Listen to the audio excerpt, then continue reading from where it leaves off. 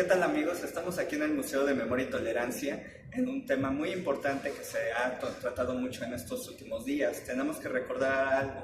En este espacio del Mirador no solamente tenemos que hablar de cuestiones de política o economía, ya hemos hablado sobre homofobia, ya hemos hablado sobre feminismo, ya hemos hablado sobre machismo.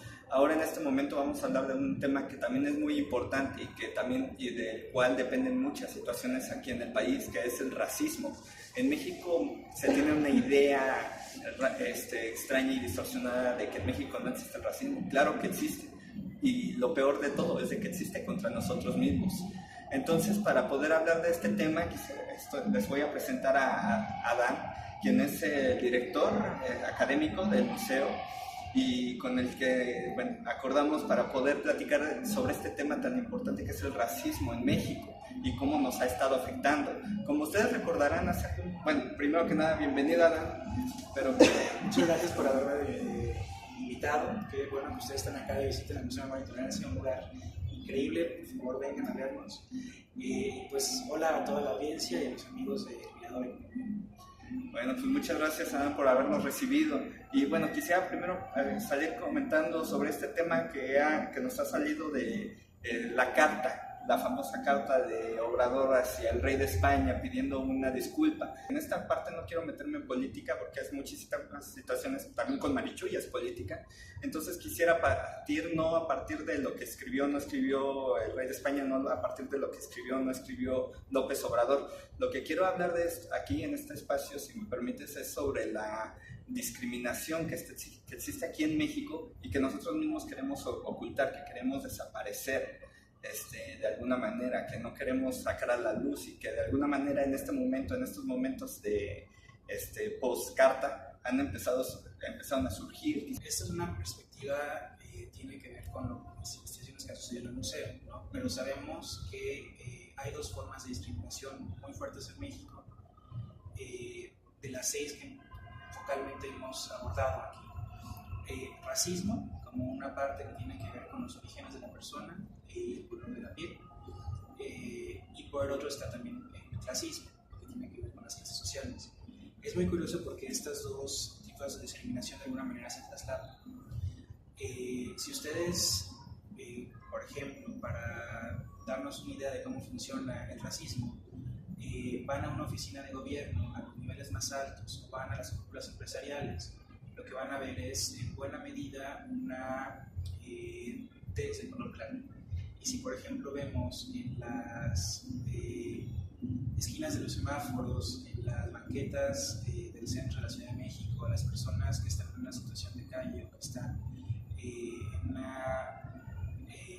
un trabajo no remunerado, donde por ejemplo... Entonces lo que sucede es que si tú te das una vuelta por las calles del centro de la Ciudad de México y ves lo que sucede en las esquinas, por ejemplo, de López y Arcos de Belén, o en el Parque de la Ciudadela, o en la Alameda, o sobre Juárez, vas a encontrar que las personas en situación de calle, los que limpian los parabrisas, los que piden la limosna, son personas de tez oscura, muchos de origen indígena.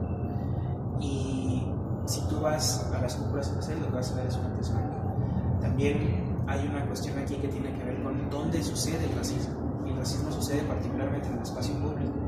Con el espacio público me refiero en los parques, en los hospitales, en el transporte público, y quienes ejercemos en realidad somos todos. ¿Por qué? Porque ha sido naturalizado y normalizado este tipo de estructuras, ¿no? Si tú vas a las universidades de educación superior, a las universidades de educación superior, y vas a las privadas, vas a encontrar un tipo de test, un tipo de comportamiento, un origen étnico, nacional, que pues se entiende como relacionado a los españoles, a los extranjeros, a los que llegaron aquí también hicieron de México su territorio y su país, y también tienen una identidad nacional mexicana, pero que tiene un origen étnico que a lo mejor no se entiende, particularmente desde los pueblos indígenas. Ahora, también, ¿qué es importante?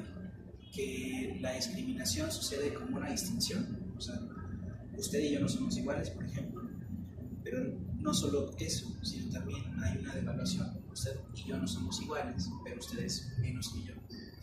Y si eso sucede, lo que sigue, el escalón hacia abajo siguiente es, y yo por eso tengo el poder de dominarlo, de violentarlo, de privilegiarme frente a usted, y mis derechos, lo que yo entiendo como derechos, no son derechos, sino son privilegios sobre nosotros.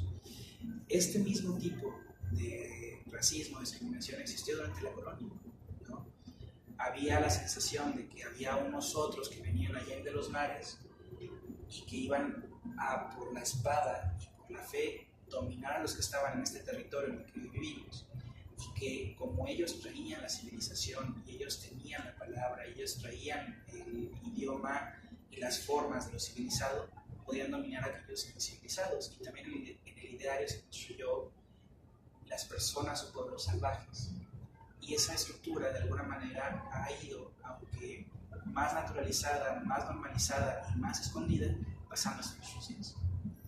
La verdad, bueno, a mí una cuestión que me gustaría que pudiéramos identificar es estas dos palabras que son racismo y por otro lado el de malinchismo, porque, bueno, yo lo he entendido que malinchismo es ser de alguna manera racista con nosotros mismos. Por ejemplo, yo que es más que obvio por mi test, que sé que tengo una mezcla que no sé cuánto tendré de indígena, tendré tal vez un 10%, tal vez un 80%, no lo sé, pero de una manera, de alguna manera genética, tengo rasgos, tengo una identidad, un pasado, mejor dicho, indígena, y mientras que, pero si de pronto yo me pongo frente a un indígena y empiezo a insultarlo por lo que es, de alguna manera también estoy insultando mis orígenes.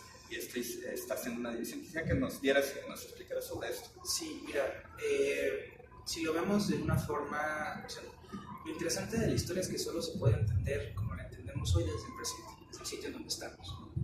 Entonces, cuando hablamos de racismo y la discriminación en la que tú hablas que es malinchismo, quizá debamos referirnos un poco a Malinche, que fue el amante de Hernán Cortés y quizá la primera persona en términos históricos donde podemos ubicar en la mezcla el abrazo de los dos pueblos, ¿no? Se dice de una manera despectiva Malinche y malinchismo, porque lo que suele entenderse desde el imaginario es que ella traiciona sus orígenes al aliarse a los conquistadores que vienen del reino de Castilla. Y cuando esto sucede, facilita o permite la conquista, es decir, la caída del imperio. Es curioso porque si tú, por ejemplo, dices yo tengo una genética de pueblos originarios o de indígenas, estoy casi seguro de que no sabes de cuál de los pueblos indígenas de tu genética. Como muchísimos mexicanos. Y que tampoco puedes, por ejemplo, pronunciar su idioma, ¿no? Entonces, lo que se muestra en términos culturales es que tú perteneces a lo que nosotros conoceríamos como en nuestra cabeza somos mexicanos. Y el mexicano no tiene que ser forzosamente alguien que hable náhuatl. Hablamos castellano, lo hemos traducido incluso por español. Y estamos viviendo en un tipo de estructura occidental que nos fue trasladada desde el centro, que era España, porque en ese momento fue imperio, y de hecho la conquista de América y la colonia fue lo que les permitió a ellos el crecimiento que tuvieron, y quizá las revoluciones industriales de Europa vinieron por el oro americano. Entonces es muy complicado. ¿Por qué? Porque no somos ni eso que ellos vinieron a traer, ni somos lo que estaba antes, somos algo nuevo. Hay quien dice que es un abrazo de dos culturas, hay quien dice que es un genocidio, hay quien dice que es un efecto civilizatorio. ¿Qué es? A lo mejor desde el Museo Memoria y Tolerancia como museo no lo podemos definir. Lo que sí se puede definir es que como tú ves, por ejemplo, en los árboles, cuando hay un injerto, el árbol sufre, y en ese sentido el dolor de la conquista fue real. Ustedes pueden ver el número de personas que murieron durante la conquista. Hay quien puede decir que fue por los virus, las bacterias que venían de otro lugar. Hay quien puede decir que fue por la tristeza de la conquista. hay quien puede decir que fue un proceso de selección natural, pero lo cierto es que cuando hablas de malinchismo y cuando hablas de racismo, a lo que nos refiere es una imagen peyorativa, que cuando eres malinchista estás traicionando a tu propia gente, y que cuando eres racista lo que estás haciendo es situarte por encima de tu pueblo, de tu nacionalidad. Y ahora también es bien importante esto: en realidad razas, genéticamente hablando, solo hay una, y es la raza humana. Orígenes étnicos hay muchos. El racismo, la higiene racial, la eugenesia fue construida en el siglo XIX y el siglo XX como una forma de intentar la dominación de un grupo sobre otro. Y la raza, entendida en ese contexto, era binaria. Eras o no eras. Eras puro y limpio de esta raza, o no lo eras, y entonces pertenecías a otra. Bueno, perdón que te interrumpa, pero quisiera también tener tiempo para poder hablar sobre este tema que te digo que se ha hablado mucho en redes sociales, que dice, la dominación, la conquista de América fue hace 500 años, hay que olvidarla. Mira, muchas veces hay una cuestión aquí importante. Sin reconocimiento no puede haber reconciliación. Y aunque hay un tratado designado en 1836, si no me equivoco, entre países o estados, es cierto que la posibilidad de abrir, ver lo que sucedió y buscar la reconciliación es algo, desde un punto personal de vista, positivo, y que creo que muchas veces por ignorancia y por miedo no nos atrevemos a ver las causas y los orígenes del conflicto. Cortés no fue triunfante y feliz a España, sino que fue tratado como un criminal. De hecho, llega a México como un criminal porque fue insurrecto. Y la primera guerra que hay en México contra los españoles no es contra un ejército español como tal, sino que es contra insurrectos de la corona. O sea, también quizá aquí habría que entender que el ideario imaginario del reino de Castilla y Aragón, Hernán, eso fue lo que vino a hacer a las Indias, porque fue lo que creyeron que habían descubierto en 1492. No obstante, de Cortés yo tengo mis dudas y muchas veces creo que fue uno de los primeros mexicanos, porque se aculturó también de cierta manera a lo que en México sucedía.